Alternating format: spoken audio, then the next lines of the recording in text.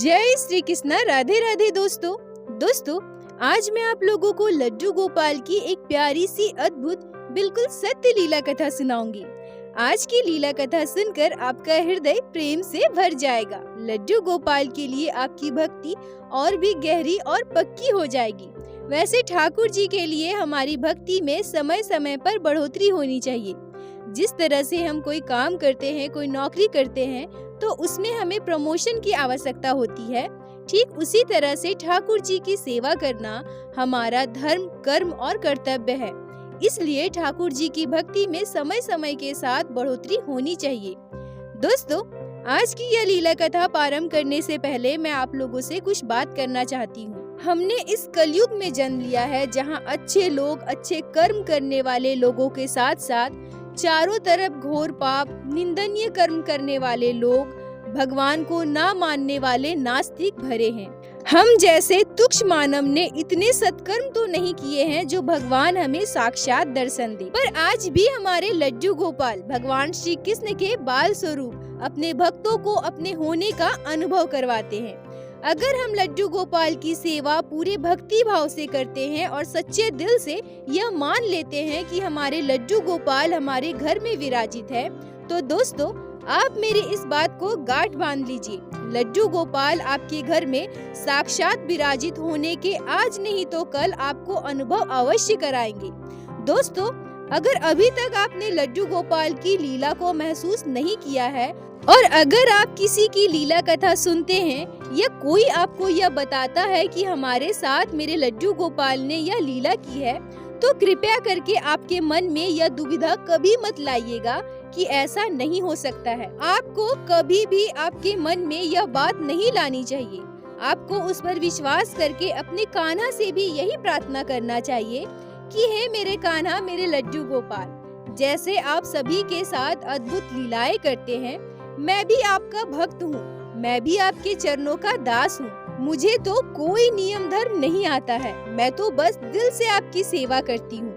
मुझ अज्ञानी पर, अपने चरणों के दास पर अपनी कृपा दृष्टि बरसाइए, मुझे भी अपनी लीला का अनुभव करवाइए।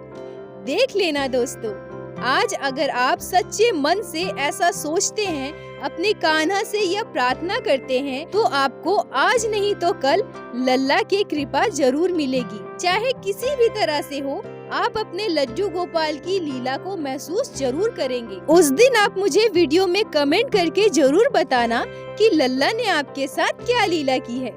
अब मैं आज की इस लीला कथा को प्रारंभ करती हूँ। दोस्तों, आज की यह लड्डू गोपाल की अद्भुत लीला मेरी एक सहेली की मौसी के साथ घटी है, जिनका नाम मीना पांडे है और वो पटना में रहती है। वह मेरी सहेली की मौसी है, इसलिए मैं पूरी लीला कथा में उन्हें मौसी कहकर ही संबोधित करूंगी। दोस्तों, अभी 4-5 दिनों पहले मौसी ने मेरे फ्रेंड के जरिए मुझसे कांटेक्ट की और मुझसे बोली कि मैं आपके चैनल की सारी वीडियोस देखती हूँ और मुझे हर एक लीला कथा बहुत अच्छी लगती है, मेरे दिल को छू जाती है। तो सबसे पहले मैं मौसी जी को धन्यवाद कहना चाहूँगी। सब ठाकुर जी की कृपा है, मैं तो बस एक जरिया मात्र हूँ जो लड्डू गोपाल के महिमा को, लड्डू गोपाल की लीलाओं को सभी भक्तों तक पहुंचाने का माध्यम बनी हूँ। और मैं लड्डू गोपाल की लीलाओं का बखान, गुणगान आप सभी के साथ शेयर कर पा रही हूँ। इसके लिए मैं अपने आप को बहुत खुशकिस्मत समझती हूँ। और मैं मेरे जितने भी सब्सक्राइबर हैं, भक्ति लड्डू गोपाल परिवार के सारे सदस्य का मैं धन्यवाद कहना चाहूँगी कि आप सभी अपने साथ घटी लड्डू गोपाल की अद्भुत लीलाओं को मेरे साथ शेयर करते हैं और ठाकुर जी की महिमा को घर घर तक पहुँचाने में मेरी मदद करते हैं। आप सभी का दिल से धन्यवाद। अपना साथ और प्यार ऐसे ही बनाए रखें। मैं अपने लड्डू गोपाल, अपने कान्हा से आप सभी के लिए प्रार्थना करती हूँ कि आप सभी पर ठाकुर जी का आशीर्वाद और उनकी कृपा बनी रहे। अब मैं आज की इस लीला कथा पर वापस आती हूँ। मौसी जी कहती हैं कि लड्डू गोपाल ने यह लीला आज से लगभग 7 साल पहले हमारे साथ की है। मीना मौसी कहती हैं कि मैं आपके चैनल में जब सबके द्वारा महसूस किए गए लड्डू गोपाल की लीलाओं को, चमत्कार को सुनती थी, तो मुझे ऐसा लगा कि मेरे साथ जब लड्डू गोपाल ने इतनी बड़ी लीला की है, तो मुझे भी सभी भक्तों तक जरूर इसे पहुंचाना चाहिए। मौसी जी कहती हैं कि मेरी शादी को 15 वर्ष हो गए हैं और शादी के बाद से ही मैं लड्डू गोपाल की सेवा अपने ससुराल में ही कर रही हूँ। शादी से पहले मैं पूजा पाठ तो किया करती थी, पर मेरे मायके में लड्डू गोपाल की सेवा नहीं थी, इसलिए मैं कभी भी उनकी सेवा ना कर पाई। लेकिन जब मैं कॉलेज में थी तो मेरी एक सहेली थी, उसके घर पे लड्डू गोपाल की सेवा होती थी। जब भी मैं उसके घर जाती थी और उसके घर में लड्डू गोपाल को विराजित देखती थी तो मुझे बहुत अच्छा लगता था। मेरी सहेली की मम्मी लड्डू गोपाल की सेवा करती थी, बड़ा ही सुंदर श्रृंगार करती थी। लड्डू गोपाल के मनमोहक रूप को देखकर मुझे भी बहुत अच्छा लगता था, बहुत खुशी होती थी। और मेरी सहेली भी अपने लड्डू गोपाल की लीलाओं को मुझे बताती रहती थी, जिसे सुनकर मैं आश्चर्य हो जाती थी। और मैं सोचती थी कि लड्डू गोपाल इतनी लीलाएं करते हैं, इतने चमत्कार करते हैं। लड्डू गोपाल से मुझे इतना लगाव हो गया था कि मेरे मन में भी यह भाव आ गया कि मैं भी अपने घर में लड्डू गोपाल को लेकर आऊं। पर जब मैंने इस बारे में अपने घर पे बात की तो मेरी मम्मी ने मना कर दिया। मेरी मम्मी कहने लगी कि लड्डू गोपाल की सेवा करना आसान नहीं होता है और मुझे तो घर में इतने सारे काम है, मैं नहीं कर पाऊंगी। तुम भी अपने पढ़ाई में बिजी रहोगी तो उनकी सेवा कौन करेगा। मम्मी के मना करने के बाद मैं उदास हो गई, पर मैं मन ही मन अपने लड्डू गोपाल से कहती थी कि हे गोपाल, आप तो कोई ना कोई लीला करके अपने भक्तों के घर पहुंच ही जाते हो, तो मेरे साथ भी कोई लीला करके हमारे घर भी आ जाओ ना गोपाल। और मुझ पे लड्डू गोपाल की ऐसी कृपा हुई कि शादी के बाद जब मैं अपने ससुराल गई तो मैंने देखा कि हमारे घर पे लड्डू गोपाल की सेवा होती है। मीना मौसी जी कहती हैं कि सच बताऊं तो उस दिन मुझे इतनी खुशी हुई कि मैं आपको शब्दों में नहीं बता सकती। लड्डू गोपाल की कौन से चमत्कार की मैं व्याख्या करूं, यह भी मेरे लिए किसी चमत्कार से कम नहीं था। और तभी से मैं लड्डू गोपाल की सेवा करने लगी। लड्डू गोपाल की कृपा से मुझे एक पुत्र और एक पुत्री संतान है। हमारे बाल गोपाल को मैं अपना संतान ही मानती थी और अपने संतान के भांति ही उनका ख्याल भी रखती थी। मेरे लिए मेरे तीनों बच्चे एक समान थे। मैं अपने तीनों बच्चों से एक समान प्रेम करती थी। मेरे बाल गोपाल में तो मेरे प्राण बसते हैं। मेरे ससुराल वाले सभी के मन में लड्डू गोपाल के लिए अपार श्रद्धा और भक्ति है और बिल्कुल ऐसे ही संस्कार मैंने अपने दोनों बच्चों को भी दिए हैं। मेरे दोनों बच्चे लड्डू गोपाल से बहुत प्रेम करते हैं। जन्माष्टमी का त्योहार हमारे घर में बड़े ही धूमधाम से मनाया जाता है। मेरे दोनों बच्चे जन्माष्टमी का सजावट खुद ही करते हैं। पूरे घर में मेरे दोनों बच्चे ही सबसे ज्यादा उत्साहित रहते हैं। घर को कैसे सजाना है, लड्डू गोपाल का श्रृंगार कैसे करना है, उन्हें कौन सी पोशाक पहनानी है, सब कुछ मेरे दोनों बच्चे ही करते हैं। मेरे बाल गोपाल को मेरे दोनों बच्चे अपना छोटा भाई मानते हैं। मीना मौसी जी कहती हैं कि वैसे तो लड्डू गोपाल हमारे साथ लीलाएं करते रहते हैं, पर हमारे बाल गोपाल के द्वारा मेरे साथ की गई यह सबसे बड़ी लीला जो मेरे दिल के बहुत करीब है और मैं अपने आप को बहुत खुशकिस्मत समझती हूँ। लड्डू गोपाल की असीम कृपा मानती हूँ जो लड्डू गोपाल ने मुझ जैसे साधारण भक्त को अपनी इस लीला का अनुभव करवाया है। हमारे लड्डू गोपाल के द्वारा की गई यह लीला लगभग 7 वर्ष पहले की है। मई का महीना था, बहुत ज्यादा गर्मी पड़ रही थी। दिन भर चिलचिलाती धूप होती थी तो वहीं रात में भी गर्मी से राहत नहीं मिल रहा था। उस समय मेरा बेटा लगभग 7 वर्ष का था और मेरी बेटी 4.5 वर्ष की थी। मेरे हस्बैंड ऑफिस से प्रतिदिन घर आते समय दोनों बच्चे के लिए कुछ न कुछ खाने का सामान जरूर लाते थे। बच्चों की भी स्कूल की गर्मी की छुट्टी चल रही थी, इसलिए वो भी दिन भर घर पे ही रहते थे। उस दिन जब सुबह सुबह मेरे हस्बैंड ऑफिस के लिए निकलने लगे तो मेरे दोनों बच्चे कहते हैं कि पापा आज शाम को घर आते समय हमारे लिए आइसक्रीम लेकर आना, हमें आइसक्रीम खानी है। मेरे हस्बैंड ने कहा कि ठीक है, शाम को आइसक्रीम मिल जाएगा। उसके बाद मेरे हस्बैंड ऑफिस चले गए। शाम को लगभग 6 बजे मेरे हस्बैंड ऑफिस से घर वापस आए।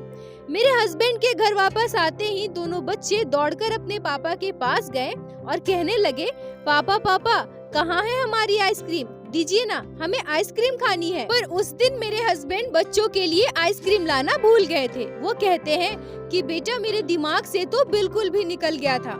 अच्छा कोई बात नहीं, मैं कल आप लोगों के लिए आइसक्रीम लेकर आऊंगा। पर दोनों बच्चे जिद करने लगे, नहीं हमें तो अभी ही आइसक्रीम चाहिए, हमें तो अभी आइसक्रीम खानी है। ऐसा कहकर दोनों बच्चे बहुत ज्यादा जिद करने लगे।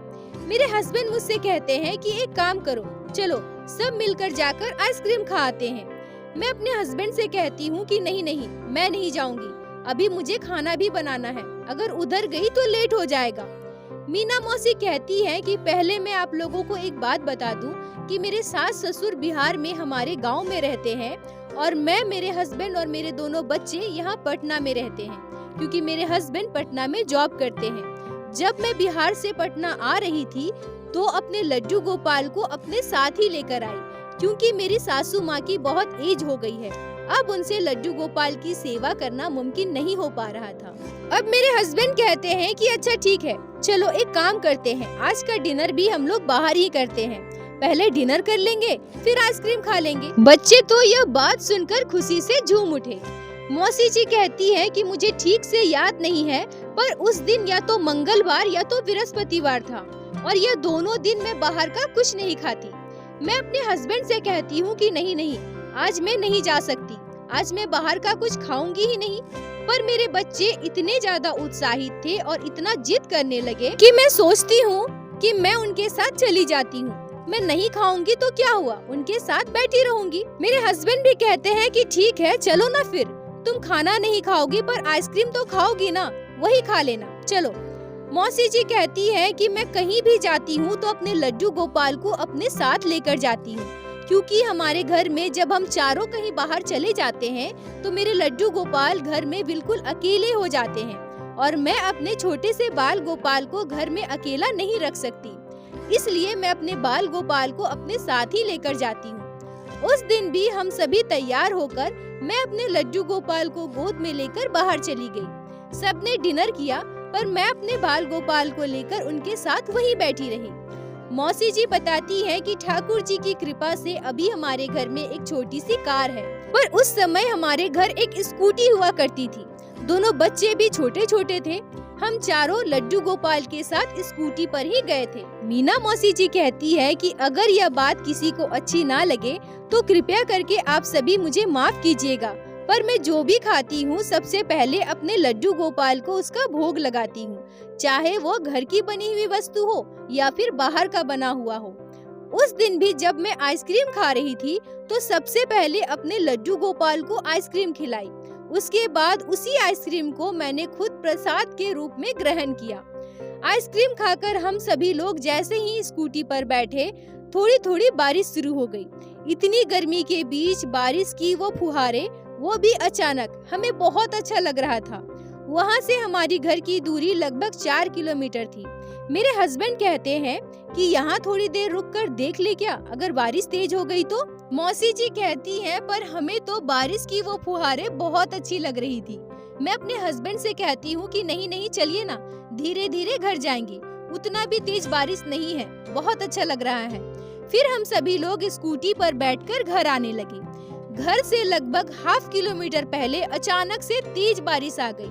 वहाँ कोई घर दुकान कुछ भी नहीं था जहाँ हम रुक सके, और हमने यह भी सोचा कि अब तो थोड़ी दूर पर हमारा घर है तो चले ही जाते हैं।